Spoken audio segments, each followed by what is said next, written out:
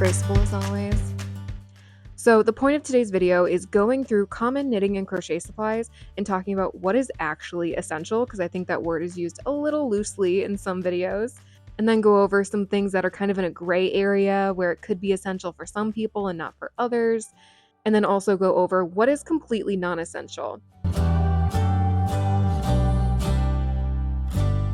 I do have a couple disclaimers before I jump into the video, and if that's really boring to you, like skip ahead, I don't know, a minute or two. Number one, the point of this video is not to tell you that you shouldn't buy any of this stuff or shame you if you have bought any of this stuff, but it's meant for people who are new to the world of knitting or crochet, who don't know what to buy, and are looking for a jumping off point, because I'm looking at these essential lists that other people have put together, and I think they're lacking a little bit of nuance, and I'm not going to get all the nuance involved, but I do want to add a bit of a different perspective to it. And that perspective is of someone that doesn't want to own a lot of crafting supplies.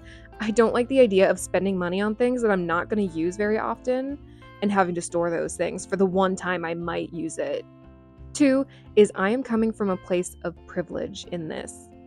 I have a full-time job. I spend about 5% of my income on non-essentials. Essentials to me meaning rent, student loan debt, food.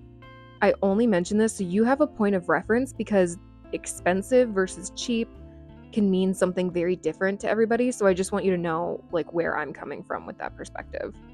Okay, and the last thing I'm going to say before we just go right into it is this video is a discussion. I'm going to give a lot of opinions, and I know that you are going to have different opinions. You're going to disagree with some or even most of what I say, and I want this to be a discussion. If you are comfortable, leave a comment saying things that you do or do not disagree with. What are things that I forgot? I want someone who may not know a lot to be able to look at the comments in this video and use the video and the comments together to form their own opinions about what they should and should not be purchasing for their craft. All right, I'm sorry if the audio is weird, but since I'm going to be using my hands a lot in this video, I'm going to leave the mic on my lapel, and that might make the audio sound weird or different. I'm sorry. So for knitting, number one essential is obviously knitting needles. And if I was starting out as a beginner in knitting, I would skip right to interchangeable knitting needles. Maybe buy one set of straight needles just to get a feel for knitting and see if that's something that you like. But if you've worked with straight needles or maybe you've done a project, I would dive right into interchangeable knitting needles. There are a ton of videos out there telling you which interchangeable knitting needles you should buy. And those sets are really expensive, and I don't have $200 to be dropping on a knitting needle set. I got my set on Amazon for $30. I think 3 years ago. They don't even sell it anymore. Find one with like 4 stars or more and you'll be fine. And unless my financial circumstances change in the future, I don't really see myself buying any more needles. And I'm not recommending this set in particular over any other set, but just interchangeable knitting needles in general. If you don't know, interchangeables are knitting needles that have a cord and you can screw or click in different size needles. You can put different needles on each end. You can switch them up mid-project. It's just so much more flexible than having a large collection of fixed needle sets.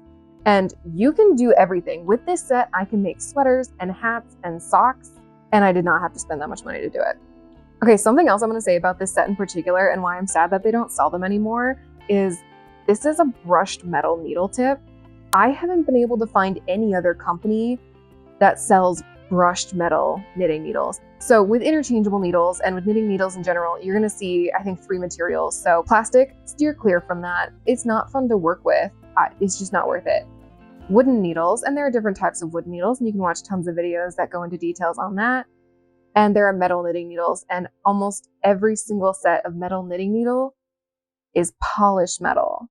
Wooden needles are a little bit too grippy for me, and polished metal needles are a little bit too slippery for me. And these brush metal needles are perfect, which is why I'm devastated they don't sell them anymore. So yeah, that is my case for interchangeable knitting needles. In the world of crochet, similar thing here, but I got for like 20 or 30 bucks, I think, a set of crochet hooks ranging from size 11 millimeters down to 2 millimeters. I think there's even a 1.5 in here somewhere. In case you wanted to see them all, here they are. And I have them in a pencil case that I bought in high school.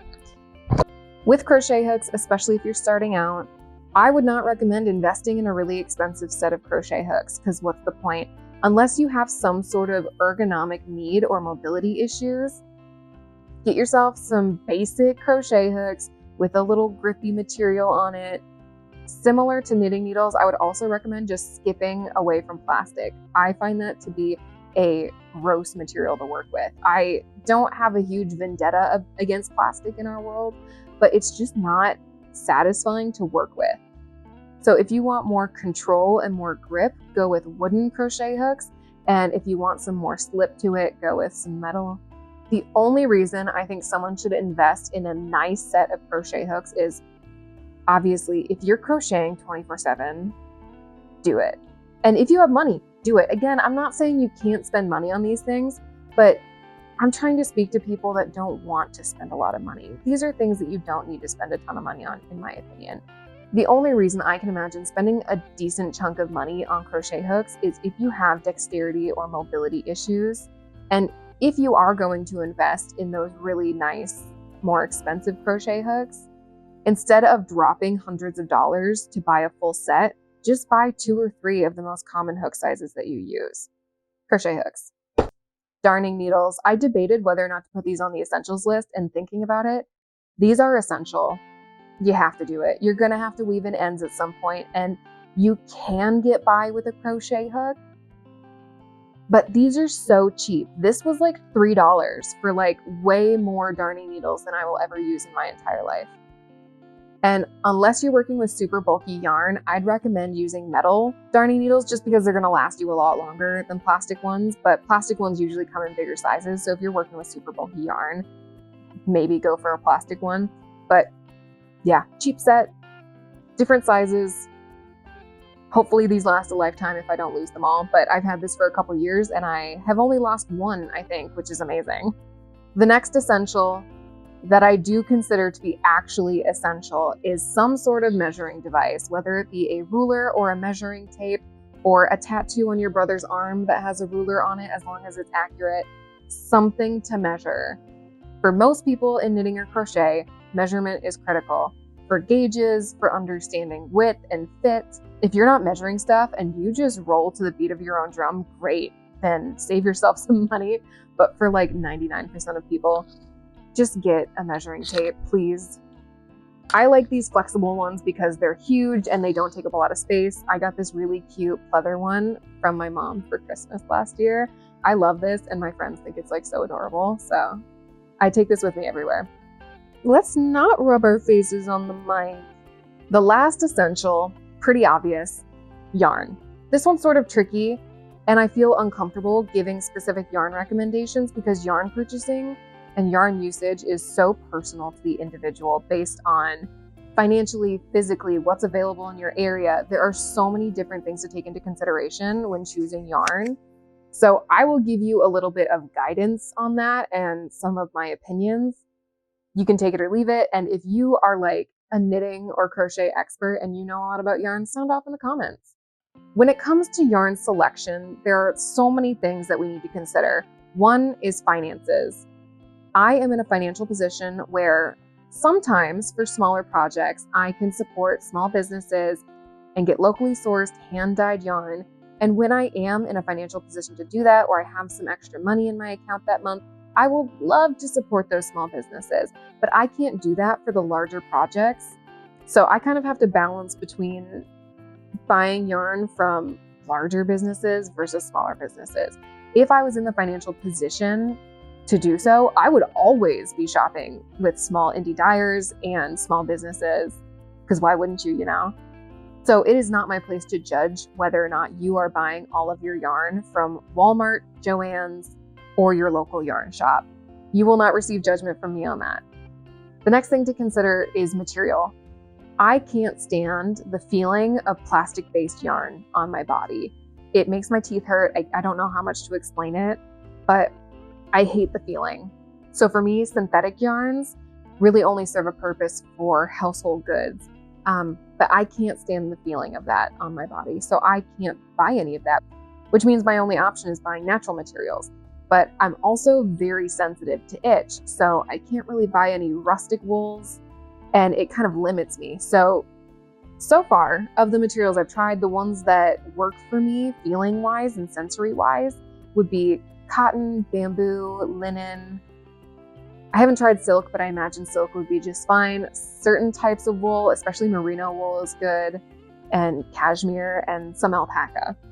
And then something else to be said in the world of yarn is to get creative. If your goal is to spend less money and be more sustainable, and you're willing to be a little bit creative about it, try sourcing your yarn from unexpected resources.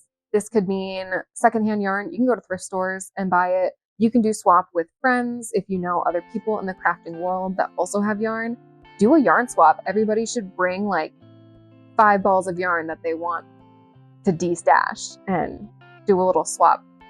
Maybe frog an old project. I know people, myself included, are hesitant to frog old projects, but if there's a sweater that you made a couple years ago that you don't wear because of a fit issue, unravel it. It's not getting any use sitting in your closet, and use that yarn for redoing that project or doing a different project. And then also get creative with stuff around your house. I would love to make a crochet basket out of maybe a pair of jeans that I don't wear anymore or a t-shirt, and cutting up that fabric to turn it into a workable yarn. You can also unravel knit blankets, purchase secondhand. There are so many different ways that you can get yarn that don't require spending a lot of money. I also love the idea of getting knit blankets from thrift stores because they tend to be easier to unravel than a lot of sweaters, and you're getting a larger quantity of yarn in that source. And it's also really easy to just throw it in the washer when you get home to make sure it's all clean and then unravel it. Okay, and then the last tip with yarn that doesn't require buying anything is do fewer projects. This year, I'm moving away from the idea of doing a lot of projects and instead doing projects that are more complicated, take more time, doing more cable, they're lace pieces. Because when you're spending a lot of time on something, chances are it's gonna turn out a lot better than something that you knit up in a weekend or crocheted in a weekend. And you're probably gonna use less material doing it. Okay, I've grabbed more items. This is everything that I think is in the gray area, where there are items that will be essential to some, but not for all or even most people. And I think you can get away with not owning any of these and still do your craft as good as anybody else. So the first item that is essential to me, but I don't think is essential to everybody, is stitch markers. If you're knitting, I think they're a little bit more essential than if you're crocheting. You can absolutely get away with just using yarn instead of stitch markers. So a lot of people will do that, where they will tie like a 3-inch piece of yarn into a little loop and use that as a makeshift stitch marker. And that works. Don't get me wrong, that works. But for me, I found them kind of annoying to work with. So I invested the $5 into a set of multicolored stitch markers. I also like having multicolored stitch markers that come on and off. I would never use stitch markers that don't come on and off. But if you want a more sustainable option, go with metal stitch holders. There are plenty of them, and they are also very inexpensive.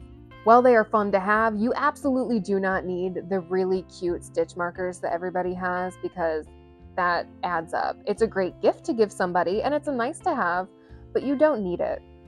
Okay, next we have a Swift and ball winder, and these go in the same category for me because I don't know why you would own one and not the other. I guess if you're like winding up balls of yarn because you want them all to like look the same. So here's the deal.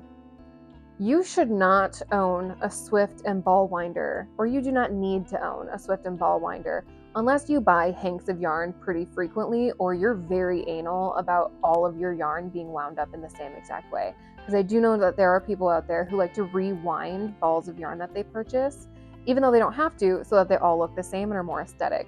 If you need that in your life to like be happy, like that's the one thing that just like keeps your sanity intact, do it. Good for you. Great. We love to see it. Post on Instagram. I want to see your aesthetic yarn collection. But other than that, really, you should only own one if you're frequently purchasing hanks of yarn. And even then, a lot of stores will wind them for you. So if you're not buying them at a store, like you're buying them online, that would be the case. I personally have been buying pretty consistently hanks of yarn online from indie dyers. And while you can wind a hank of yarn without a Swift, it does suck. So if I was only doing it like twice or 3 times a year, I wouldn't think it's necessary to invest in these items. And then my other suggestion is, if you are going to buy these are the items that are worth investing in. Get yourself a decent Swift with decent reviews. You can check out plenty of videos online where people review them. I bought this one at Knit Picks. I love it. It works great, very smooth. And I will hopefully never have to buy a Swift ever again because this is the only one I need. Get yourself a mid-tier Swift is probably a clarification I should make. Don't go buying the most expensive one you can find, but also don't buy the cheapest one that you can find. Just right away get a mid-range one, like the one from Knit Picks. As long as it has good reviews, you're good. And even more important than that is getting a ball winder that is also mid-tier. You don't need the $200 or $1,000 automatic ball winder because those seem like a pain in the butt anyways. There's always going to be a manual element in ball winding because you have to tension the yarn and it's a whole thing if there's like knots in the ball. Don't waste your time and money on that unless you just have time and money to waste. But yeah, get yourself a mid-tier ball winder. I think there are some less expensive ones that people really enjoy, and mine wasn't that bad, but I started out by getting the cheapest one I could find, which is this ball winder from Loops and Threads. I'm sorry, Loops and Threads. I'm sorry to anybody that watches this and really has one of these and really enjoys it. I hate this. Not only did it fall apart like right away, the handle, like little bits of the handle fell off, so the handle goes in and out. It's completely sideways, and so the yarn is always slipping off the end, and it's so aggravating and frustrating to work with. And it's jerky when you're winding it, so it's such an inconsistent tension when you do get it right. Because of how slippery it is, you can't wind a ball of cotton. Like, that's not going to happen. You can only wind yarn that's going to really stick to itself. So I would avoid getting anything that looks like this. Now, you don't need to buy this one, but what I like about this one is it's metal. So the gears on it are metal, except for these ones, which are actually a very nice higher end plastic material. But most of this is metal, and it's a metal body. And then oh boy. Let me just stick this thing on here for you. It's angled upwards, so the ball isn't going anywhere. This is what to look for in a ball winder, and hopefully this will be the only one I ever have to buy. I will figure out how to put that away in a pretty way later. Next up, stitch holders. This is mostly for knitting. This is, I'll admit, it's non-essential, but for me, this is essential. I don't think I can go back to a world where I'm not using these. Before owning these, to try on a sweater, I would need to spend about 30 minutes sewing yarn into every stitch that was currently on my needle cord. And with this, it's 30 seconds. And since having this, I get to try on my projects so much more frequently because it's not as much of a time investment, and it's really easy to take off and put back on. And I just find that my knitting is higher quality and fits better because I'm able to catch mistakes earlier and just better. If you find that you are knitting a lot of garments, this would be something good to pick up. And you can wait further in your knitting journey to buy something like this, but they're not that expensive. And if you can't afford to buy it and support a smaller business, you can get a spool of this material on Amazon for I think $10-12. If you just look up pipe rubber tubing on Amazon and get the 1 to 2 millimeter tubing size, that is all you'll ever need. Next up is a needle tip stopper. I have nothing to show you for this one because I do not own needle tip stoppers. I would say most people don't need needle tip stoppers. These are little stoppers that you put on the tips of your knitting needles. The only reason I think you should purchase these is if you're seeing a reoccurring issue of your stitches falling off of your needle when you are storing your project. If you don't have that issue, then you're buying a solution to a problem you don't have. I don't have that problem, so I don't need it. But if you have kids that like to mess around with your projects, or you're traveling a lot and the bags are getting rustled around, or if you have pets that kind of like to dig at your projects, then yeah, totally worth it. And you can get some really nice ones on Etsy that aren't that expensive. But that is just my 2 cents. Sometimes if I'm working on a project that uses smaller needles, like 4mm or below, maybe even 6mm or below would work for this, I actually bring my 10mm interchangeable needle tips, and I'll put on the 10mm tips because my active stitches won't be able to get past the 10mm, like they won't be able to slip past there. So that also works. So again, not something that you need to spend your money on unless you're noticing a reoccurring issue or you have a lot of money to spend on stuff. Good for you though. Treat yourself. Okay, next up. I feel like this is gonna be controversial, but I feel like a lot of these are gonna be pretty controversial. This is a set of blocking mats. You do not need blocking mats. I know it feels like everybody has them. You don't need them. The only way that I would ever consider some sort of blocking mat or blocking board to be essential is if you are doing granny square projects or something where you have to make a lot of something and they all have to fit a very specific shape, or if you are doing sculptural knitting or crochet, then it could be helpful. But if you're knitting sweaters or accessories or whatever, I don't bother blocking them on a blocking mat. I just visually suss it out for myself. And if you are doing a lot of granny square projects and that's your main thing, then absolutely get yourself a blocking board, because I feel like that just helps make everything so much more consistent. Now, I will admit, I have never done a granny square project. I've made individual granny squares and used them as coasters, but I have never done a full granny square project. I do intend to do that this year, and I was so lovingly gifted from my mom for Christmas.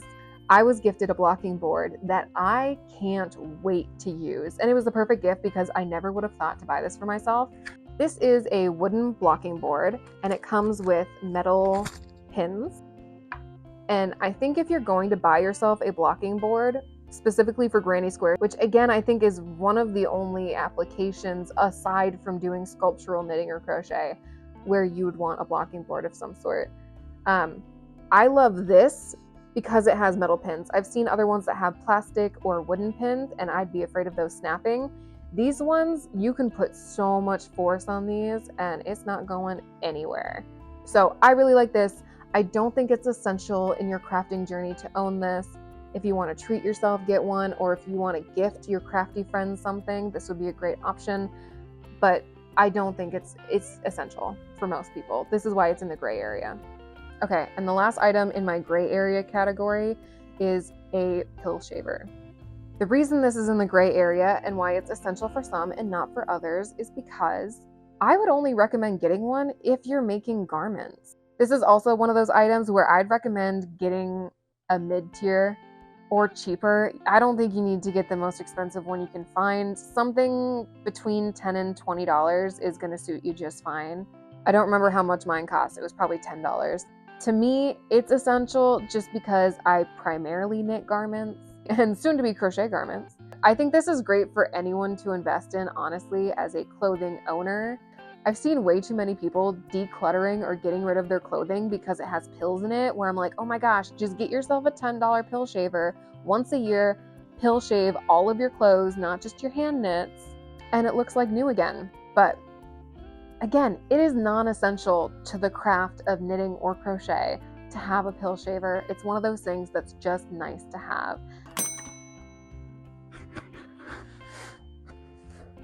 The last category is things that I would determine non-essential, and you really don't need these things. It bears repeating. I'm not trying to shame anyone for owning these things or wanting these things, but if you are trying to buy less, be more mindful about the things that you're purchasing, or for whatever reason, just not have a ton of stuff laying around, these are things that you really don't need, and I'm going to attempt to de-influence you around them. And they're going to be pretty controversial, I'm sure, especially because there are a lot of people on social media that do knitting and crochet that have talked a lot of these items up quite a bit. And I still love and respect those people, and I think those opinions are great, but I don't think they're essential, and I don't think we should be labeling them as such because with some of these things, I've I've heard from so many people that I respect that these are essential items, and I've sort of convinced myself that I've wanted them, only to turn around and be like, okay, one, I never use that, or two, I don't want it anymore. Why did I want that in the first place? So I'm just here to let you think twice about whether or not you need these things. Oh my gosh, she's so cute. I don't want to disturb her. Look at how peaceful her little face is. The first item is a knitting or crochet specific journal. I have never purchased one. I did a whole video on my approach to journaling and how I do multimedia journaling. I personally don't like the idea of having journals dedicated to just one thing, and that can stir up a lot of feelings. And I also think that the intention with knitting journals is to do two things, really. One is to take notes on your current project so that you can reference that as you work on your project. And two, to capture information about a project that you have completed. I personally think it's better to use my phone to take notes for projects as I'm currently working on them, because it's a lot of information that I can't fit into the pages of a crafting journal very easily, and they're scratchy and all over the place and it makes no sense. So I prefer doing that on a digital format where I can delete stuff, go back, change things, strike through, and then I can access that information from anywhere, and I don't need to be bringing my knitting or crochet journal with me. And then when I'm done with the project, I write it in my regular journal along with my regular journal entries. I personally capture yarn, the amount of yarn I used, the designer of the pattern if I followed a pattern, the size of the pattern that I made, and then just capturing general notes if I made any alterations to a pattern, or if it was self-drafted, I'll write some notes about how I did that. I just think that the information that people want to track with a project is so personal that there's not a single journal that's going to perfectly capture the things that I want to be captured. So you do not need to be spending $20 to $30 on a knitting or crochet specific journal unless you really want to, which can be said about any of these items. Next up, we have a needle sizer. I really had to dig to find this because I have never, ever used this. I get that people have a problem with some needles or hooks having the sizing rub off, but all of my crochet hooks and knitting needles are laser engraved or etched in, so it's not going to rub off, and even when it does, I still know what size it is. So I've never had to use one of these. Feel free to disagree in the comments if you're like, I use this every day. Great, why? And what for? Please educate me, because I don't know. Double-pointed needles are non-essential. I prefer double-pointed needles to the magic loop method, but if you don't want to own a lot of stuff, you don't need double-pointed needles. If you have an interchangeable knitting needle set or long corded circular needles, or you don't need DPNs, you can do the magic loop. If you do decide that you want to have double-pointed needles, I would say instead of investing $100 to $200 in DPN sets, I personally do like the Luca needles, buy 2 or 3 sizes that you most commonly use. I frequently use 4mm, 3mm. Those are the only DPN sizes that I frequently use. When I'm working on a sweater and doing sleeves for any other size, I suck it up and use the magic loop technique because I only have to do it for that one sweater. Because I'm not going to buy 8mm DPNs for one project. That doesn't make sense for me. Sorry, crochet people. Thank you for hanging in there. I know it's been a lot of knitting stuff. I hope you're still getting something out of a lot of these. The next couple items, aside from literally the next one, are crochet related. This is a cable needle. This is non-essential for most people. If you don't do cable knitting, like hardly ever, then you don't need one. And if you do decide to get into cable or lace knitting, I would encourage you to first attempt doing it without a cable needle. There are video tutorials, lots of them, for doing cables without a cable needle. I did a lace knit sweater where the entire front panel was lace knit, and I never had to use a cable needle for that, even though the pattern called for it. I just looked up techniques. And when you can learn the techniques for doing cabling without a cable needle, it tends to be much faster, and it's one less thing to have to carry around with you when you're working on a project. You're such a sweetheart. Everybody loves you. Okay, this one is hilarious to me, but I do think it's true. I think it belongs in this category. Scissors. You do not need to buy the cute scissors. You don't. I know they're cute. I know they're aesthetic, super adorable, completely non-essential. You don't need it. And I lose scissors constantly. So I'm willing to bet that you have scissors around your house that will function just fine. You don't need the cute ones. I promise you, you will be fine. In fact, you don't even need scissors. I would say about 50% of the time, maybe even more, when I should be using scissors, I don't. I yank the yarn apart with my muscles of great strength, or I use nail clippers when I'm traveling because you can't really bring scissors on a plane. So yeah, for that reason, scissors go into the non-essential category. Okay, the next one is gonna make some people sad. You don't need project bags. I guarantee you don't need project bags. Once again, great gift idea. If someone wants to get me a project bag, like if someone I know is watching this and needs to get me a Christmas gift at some point, I would like one of the ones I'm gonna flash up on the screen.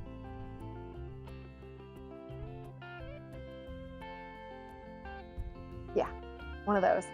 But you don't need one. You really don't. And I see way too many people influencing you to buy project bags. Yes, there are so many really cute ones, and if you have the money, go ahead and support the small businesses that make these project bags. They need to be supported. But a lot of us don't have the money to be spending $80 on a project bag. That's just not realistic. It's not realistic for me. Here's what you can do instead. A plastic bag, a grocery bag, a reusable grocery bag, a purse you don't use anymore. I bought a bra from NYX at one point in time and it came in this. I've been using this as a project bag for so long. And I will continue using this as a project bag. And then I actually made a walking project bag for when I go on walks so I can knit and walk at the same time.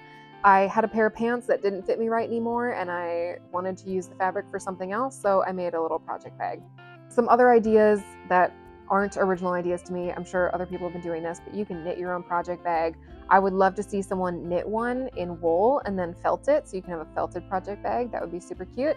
Doing a crochet project bag, something a little bit more structured. Sew one yourself. I hand sewed this. I did not end up using a sewing machine for this, but you can use a sewing machine too. Make a quilted one. If you've always wanted to practice quilting, make a simple bag and quilt. Use some extra fabric that you have laying around. Recycle old clothing that you have. There are so many different options out there that don't require you spending any money. I would encourage you to try that before dropping $80 that you may or may not have on a project bag that you definitely don't need. Okay, I almost forgot about this one. Unless you are starting a business to make hats with pom-poms on them, don't buy pom-pom makers. I don't see myself using these ever, really. I don't even like the look of pom-poms. I just did one big project that I thought was gonna work out and it didn't. So this is money that I'll never get back. I didn't need to buy these pom-pom makers. If you are making a ton of pom-poms, great. Get yourself a pom-pom maker. I got these ones at, I think, Joann's or Michael's. And they work totally fine. But for most people, these are completely unnecessary. Okay, I have two more specific items. So one of them is a row counter. Unless you are looking to spend money, you don't need a row counter. There are apps for that. There are scrap pieces of paper for that. There are so many other ways to keep track of your rows other than a row counter. And what's weird for me is I find that with row counters, I actually have a hard time keeping track because I can't remember if I counted the last row I did and my count goes off and I have to recount it on the project anyways. So I would skip that one, again, unless you're really looking for a stocking stuffer for a friend or you just really, really need one in your life because you're just looking to spend money. Yes, I see you. Okay, so that was a lot. It took me 2 hours to film this video. I've been talking for 2 hours and getting cuddles for 2 hours. I don't know how I'm going to whittle this down into under 30 minutes, but we'll see how I do it.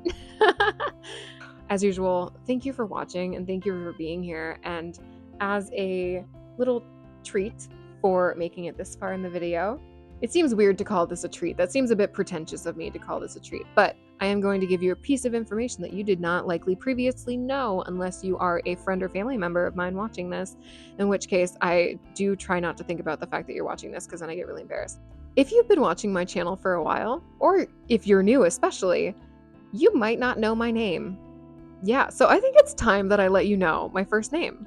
My name is Isabella. Nice to meet you. Do you think my name fits my face and personality? Thank you for watching. If you disagreed or agreed with anything I said, please write it in the comments. I also get a little dopamine hit every time I get a comment because I get little notifications on my phone. We all experience our crafts very differently, and our crafts are very personal to us. So let me know what items on this list or not on this list are personal to you that you think are essential or non essential. See you next week.